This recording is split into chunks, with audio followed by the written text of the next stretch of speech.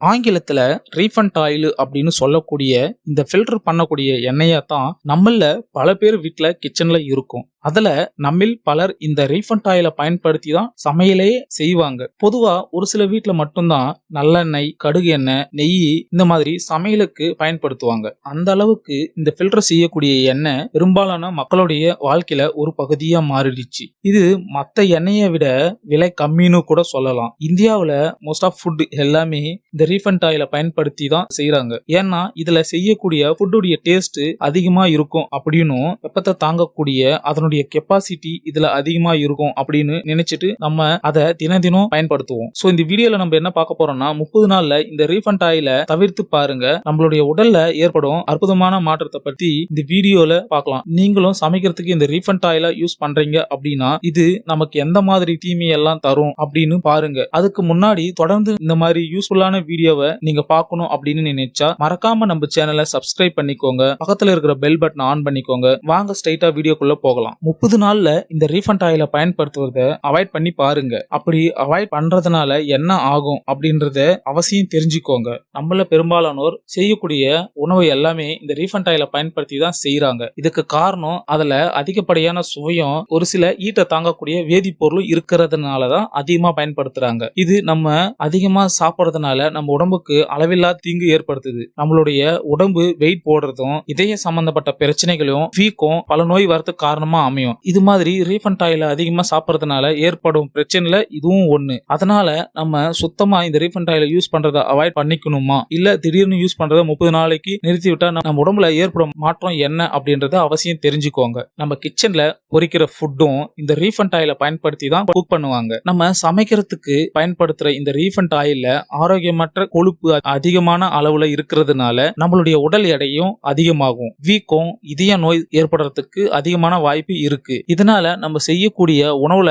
இந்த ஆயிலை சேர்க்கறத தவிர்த்து கொள்றதுனால நம்மளுடைய உடல் ஆரோக்கியத்திற்கும் நன்மையை தரும். நம்மளுடைய உடல் எடையை சீரா வச்சுக்கிறதுக்கும் உதவும். என்னதான் ரீஃபண்ட் ஆயில் இதயத்துக்கு நல்லது, ஆரோக்கியத்துக்கு நல்லது அப்படின்னு விளம்பரம் செஞ்சாலுமே அது வெறும் விளம்பர யுத்தி மட்டுமே அப்படின்னு நீங்க தெரிஞ்சுக்கோங்க. இந்த எண்ணெய் நம்மளுடைய உணவுல டேஸ்ட் அதிகப்படுத்தும் அப்படின்னாலும் அது நம்மளுடைய ஆரோக்கியத்திற்கு நிறைய விதத்துல பாதிப்பை ஏற்படுத்தும் அப்படின்னு மறக்க முடியாத உண்மை. இது உயர் ரத்த அழுத்தம், உடல் எடை கூடுறது, இந்த மாதிரி தீவிரமான நோயை அதிகரிக்கும். டெல்லியில இருக்கிற SMT டயட் கிளினிக்கின் டயட்டியன்சி சிவாலி குப்தா சொல்லும்போது பல வேதிப்பொருளை வச்சு தயாரிக்கிற இந்த ரீஃபண்ட் ஆயிலை நம்ம சாப்பிடுறதுனால நமக்கு பல்வேறு விதமான தீமைகள் ஏற்படும் அப்படின்னு சொல்லியிருக்காங்க. ஃபர்ஸ்ட் இந்த ரீஃபண்ட் ஆயிலை எப்படி தயாரிக்கிறாங்க அப்படின்னு தெரிஞ்சுக்கோங்க. சுத்திகரிக்கப்பட்ட எண்ணெயா மாத்துறது டோட்டலி டிஃபரெண்ட். அதுக்காக அது தயாரிக்கிறதுக்கு வழக்கத்தை விட அதிகமான ஈட் தேவைப்படுது. அதுக்காக அதனுடைய விதை கொட்டைகளையும் சூடுபடுத்தி தயாரிக்கிறாங்க.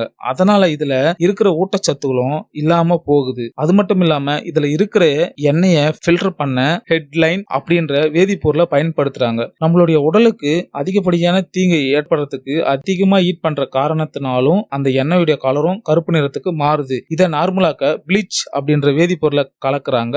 அப்படி கலக்குறதுனால அது அதனுடைய இயல்பான நிறத்துக்கு மாறுது. இந்த மாதிரி ரீஃபண்ட் ஆயில பல வேதிப்பொருளை வச்சு தயாரிக்கிறாங்க. ரீஃபண்ட் ஆயிலை நம்ம பயன்படுத்துறத தவிர்த்துக்கினாக அதனால பல நன்மைகள் ஏற்படும். அது என்னன்றத பார்க்கலாம். இந்த ரீஃபண்ட் ஆயில்ல டிரான்ஸ்பேர் செச்சுரேட்டட் அப்படின்ற வேதிப்பொருள் அதிக அளவு இதுல இருக்கிறதுனால நாம அதை சாப்பிடும்போது நமக்கு இதயம் சம்பந்தப்பட்ட நோய் ஏற்படுவதற்கான அபாயம் அதிகமா இருக்கு. இந்த எண்ணெயை நாம யூஸ் பண்ணாம தவிர்க்கிறதுனால நம்மளுடைய உடம்புல கொலஸ்ட்ராலுடைய அளவு சீரா வச்சுக்க முடியும். இதயம் சம்பந்தப்பட்ட நோய்களை ஏற்படுறத குறைச்சிக்க முடியும்.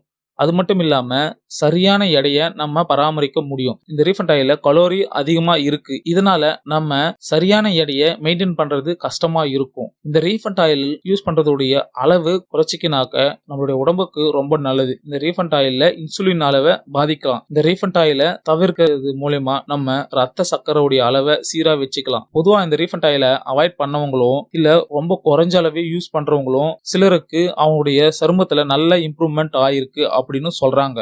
வீக்கம், ஸ்கின் ப்ராப்ளம் இந்த மாதிரி பிரச்சனைய ஏற்படுத்தக்கூடிய இந்த எண்ணெய பயன்படுத்துவத குறைச்சு கொள்றதுனால நம்மளுடைய ஸ்கின் நல்லா பிரைட்னஸா இருக்கும். அத நம்ம உணர முடியும். இந்த ரீஃபண்ட் ஆயில தயாரிக்கிறதுக்கு அதிகமான ப்ராசஸ் செய்யறதுனால இந்த எண்ணெய சாப்பிடுறவங்க ஒரு சில பேருக்கு செரிமான பிரச்சனை ஏற்படுத்தும். செரிமான பிரச்சனையை ஏற்படாம இருக்கணும் அப்படின்னா இந்த எண்ணெய தவிர்க்கிறது ரொம்ப நல்லது. பொதுவா நம்ம எல்லோருமே மைண்ட்ல ஞாபகம் வச்சுக்க வேண்டியது என்னன்னா, இந்த ரீஃபண்ட் ஆயில யூஸ் பண்றத தவிர்க்கும் போது ஒமேகா 3, ஒமேகா 6 இந்த மாதிரி நல்ல கொழுப்பு அதிகமா இருக்கிற ஃபுட்டை நாம் சாப்பிடணும் அப்படின்னு தான் நம்ம நினைப்போம். ஏன்னா அதுதான் நம்மளுடைய உணவு முறைய சீரா வச்சுக்கும் அப்படின்னு நம்ம சொல்லலாம். நம்மளுடைய உடம்புக்கு ஏத்த நல்ல ஆரோக்கியமான ஹெல்த்தியான ஃபுட் நம்ம எடுத்துக்கணும் அப்படின்னா நம்ம அவகோடா, நட்ஸ் விதை, அதே போல ஷீ ஃபுட்ஸ் எடுத்துக்கலாம். அதிகமா நம்ம இந்த ரீஃபண்ட் ஆயில யூஸ் பண்றதை தொடர்ந்து ஒரு மாசத்துக்கு அவாய்ட் பண்ணும்போது நம்ம உடம்புக்கு ரொம்ப நல்லது. அப்படின்னாலும் கூட எந்த ஒரு உணவு பழக்கத்தை மாத்துறதுக்கு முன்னாடி ஒரு நல்ல டாக்டர்கிட்ட போயிட்டு கன்சல்ட் பண்ணிட்டு அதுக்கப்புறம் மாத்திக்கிறது ரொம்ப நல்லது.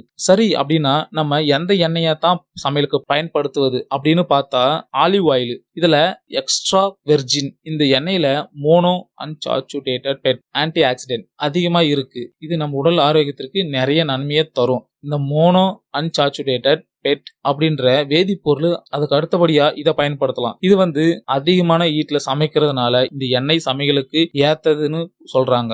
அடுத்து தேங்காய் எண்ணெய் சொல்லலாம். இது நம்ம உடம்புக்கு ரொம்பவே நல்லது. இதுல மீடியம் செயின் ட்ரைக்ளிசரைடு அப்படின்ற சிறப்பு இந்த தேங்காய் எண்ணெயில இருக்கு. அப்படின்னு பாத்தீங்கன்னா இந்த எண்ணெயை ஒரு மிதமான சூட்ல சமைக்கிறதுக்கு ஏத்த ஆயில் இது. அதே போல வெண்ணெய் அப்படின்னு இந்த மாதிரி எல்லாம் பயன்படுத்தலாம். இது பாத்தீங்கன்னா பால் அதிகமா சாப்பிடுறவங்களுக்கு இது ரொம்ப பிடிச்சதுன்னு கூட சொல்லலாம். அது மட்டும் இல்லாம இது சமைக்கும் போது நல்ல டேஸ்டா இருக்கும். அதுக்கப்புறம் பார்த்தா நட்ஸ், பட்டர், பாதாம் எண்ணெய் அப்படி இல்லாட்டி வேர்க்கடலை எண்ணெய் இந்த மாதிரி எண்ணெயெல்லாம் நம்ம பிரெட்ல தொட்டு சாப்பிட்றதுக்கும் அப்படி இல்லாட்டி வேற ஏதாவது கிறிஸ்பியா ஏதாவது ஸ்நாக்ஸ்ல ஏதோ நமக்கு பிடிச்ச ஃபுட்டை செய்யும் போது இந்த மாதிரி எண்ணெயை அதிகமா பயன்படுத்தலாம். இது நம்மளுடைய உடம்புக்கு ரொம்ப நல்லது.